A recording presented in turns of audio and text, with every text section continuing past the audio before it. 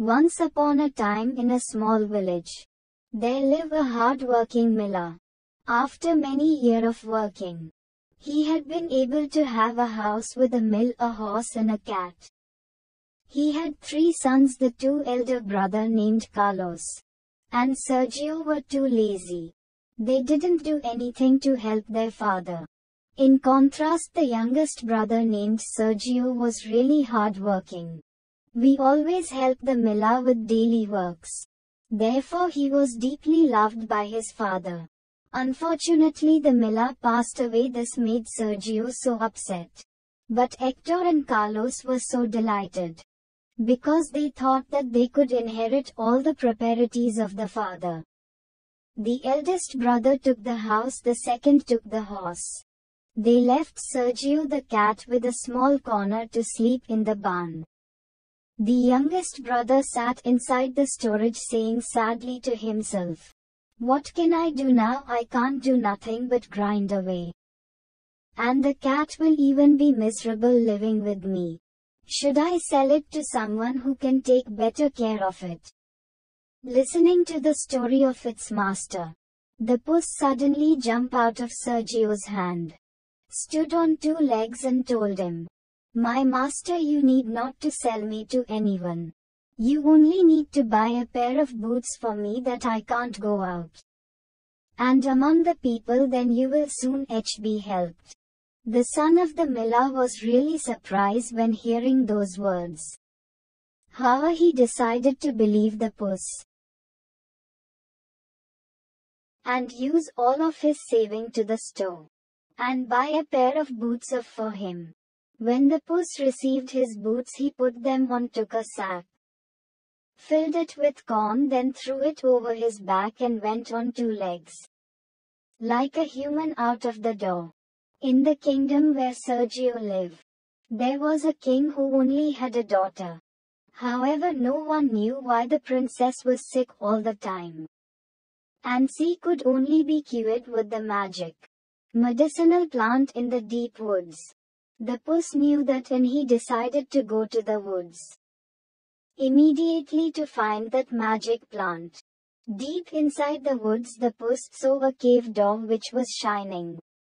The gate was so small that normal person would not be able to get inside. But with his small body, the puss could do that. After entering the cave, the puss walked for a while and he is shining plant. He quickly picked those plants, put them inside the sack and went straight away to the king's palace. In front of the gate of the palace, they met the gatekeeper. A gatekeeper said, "Hey, where are you going?" The puss answered quickly, "To the king." "Are you crazy? A puss want to meet the king?" Another gatekeeper said, "Just let him go, the king is often bored. Maybe the cat can amuse him with his humming and spinning." When the puss was before the king, he bowed and said, "Your Majesty, this is the magical plant that my master, Count Sergio Bautista Verdasco of the Duchy Monaco, and just found the deep inside the woods as a gift to cure the princess." The puss made up a long and noble name of the Sergio. After taking the magic medicinal plant, the princess was dynamic and joyful again. The king was so delighted that he ordered the servant to take the puss to the treasure chamber to get as much gold as he wanted. He said, "Bring it to your master and thank him again many times for his gift." The puss got into the treasure chamber, and really overwhelmed by the previous gold and silver that the king had. Then he took some gold and put it in the bag. However, while taking the gold, the cat noticed a very beautiful outfit hanging in the chamber.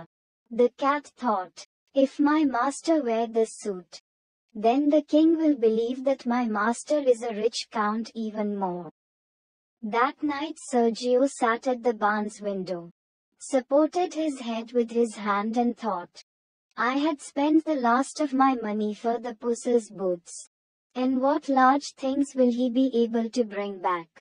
Just then Puss stepped in, threw the sack from his back, united it and shook out the gold in front of Sergio. There you have got something for the boots. The king also greets you and said many thanks to you. Sergio was too glad over the wealth he just had. He asked the puss, "How could you get all of this?" The puss told him everything. Then he said, "Now you have enough money to buy a house. But it should not stay with that. Tomorrow I will put my boots on again. You will become richer still." I also told the king that you are a count. The next day Puss went to the woods again to catch partridges.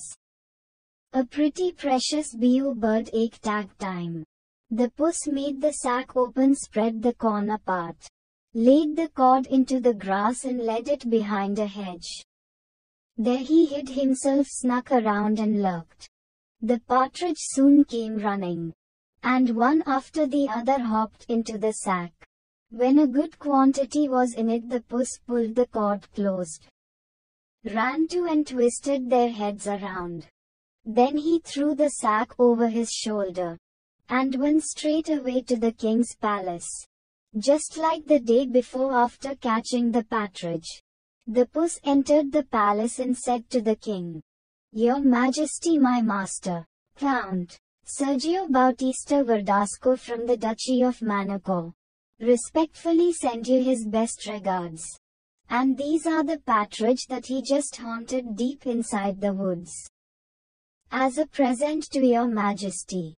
The king happily accepted the precious birds, then asked the cat to go into treasure chamber again to get gold and said, "Bring the gold back to your master. Thank him again many times for his present. And remember, tell your master to visit my palace when he has time." The puss replied, "On behalf of the count, I would like to thank your Majesty. I will definitely convey your words to my master." Then the puss entered the treasure chamber again. But this time he went directly to get the noble outfit that he had seen the previous time. He immediately put it into the skein and went back home.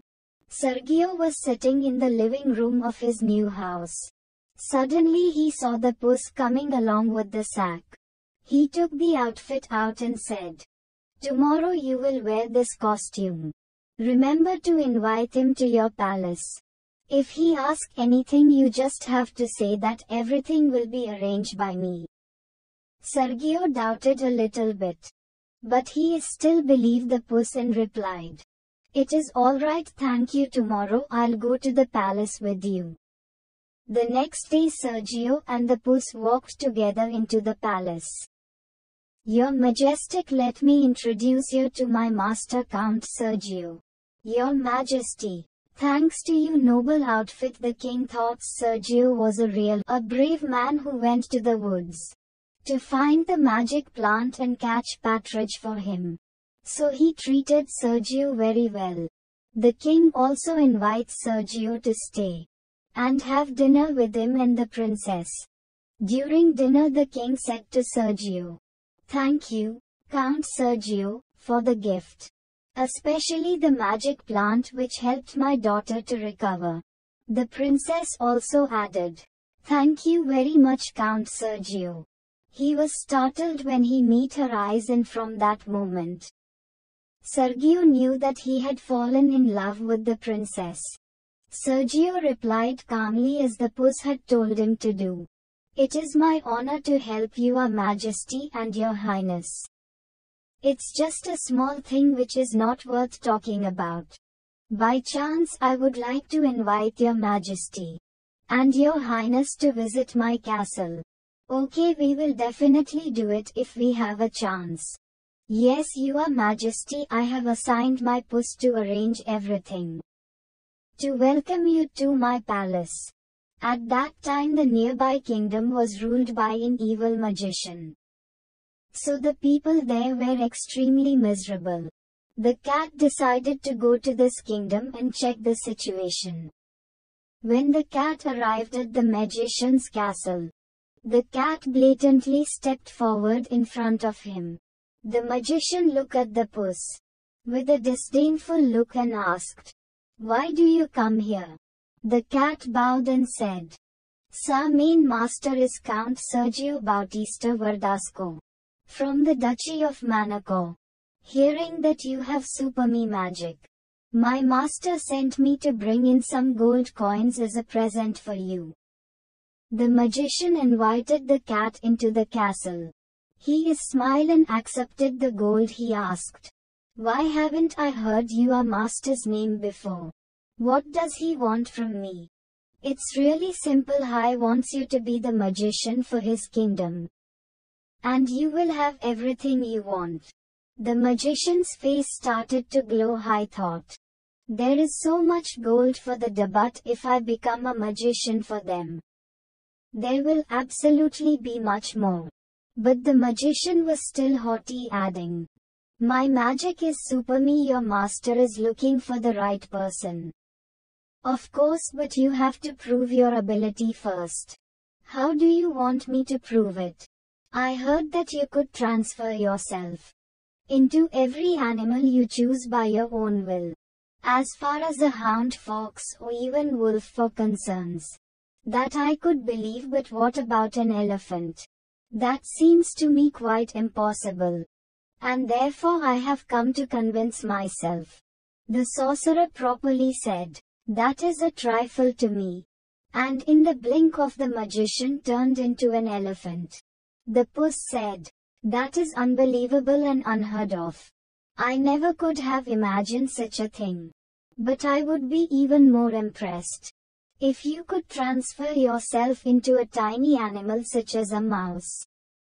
Then I would know you can certainly do more than any other magician in the world. But that would certainly be too much for you to do." The magician was delighted as hearing these sweet words.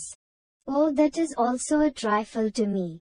Immediately they turned into a mouse. The puss in a flash caught the mouse with one jump and ate him up. After defeating the magician, the puss took his crown and scepter. The puss has it proclaimed throughout the kingdom by the communicator. The wicked magician was destroyed by Count Sergio. Now the kingdom is owned by the king, Count Sergio Bautista Verdasco.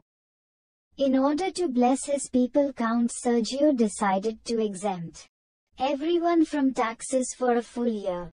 The puss led Sergio into the palace, told him the whole story and said, "You only need to stay here and wait. I will go and invite the king and the princess to come here to visit your kingdom." The next day the puss went to the palace of the king to invite them the princess to visit the Sergio's kingdom. On their way they came to the large field. The king asked, "Who does this fell belong to?" "It's belong to the Count Sergio, your majesty." Thereafter they came to the grain field. "Who does the grain field belong to?" "People." The people who were harvesting quickly replied, "It's belong to kind Count Sergio, your majesty." The king looked surprised and said, "Oh, kind Count Sergio, what a large and good estate." Then the wagon crossed a jungle. The king asked, "Who does the woods belong to?" "People." "They belong to kind Count Sergio, your majesty." The kind was astonished even more and said, "Count Sergio must be a rich old man. I do not even have such a magnificent forest as this." Then they came to the palace. And as the wagon stopped, the puss jumped out and said, "Your Majesty, welcome to the palace of Count Sergio. My master, may this visit honor him and make him happy all of his life." The king stepped out and marveled at the magnificent building that was almost large and more beautiful than his own palace. The count led the king the princess up the stairs into the dining room. It was shimmering with gold and precious stones. The king was really satisfied with what Sergio and the king asked him. "You are really talented and powerful, Count. Do you want to marry my daughter?" "That has been my wish since the first time I saw her." "Thank you so much, your majesty. The king agreed to marry the princess to Sergio. The evening Sergio talked to the puss. He said, "Thank you so much, puss, without you living in the small corner of that barn." The puss smiled and said, "My master, you are well deserved to have all of this thing. When I was a kitty, you are the only one who cared for me and played with me. So this is the reward for your king heart." After that they continued to talk happily. The next day a wedding was performed in Sergio Place. With the blessing of everyone, they lived happily ever after.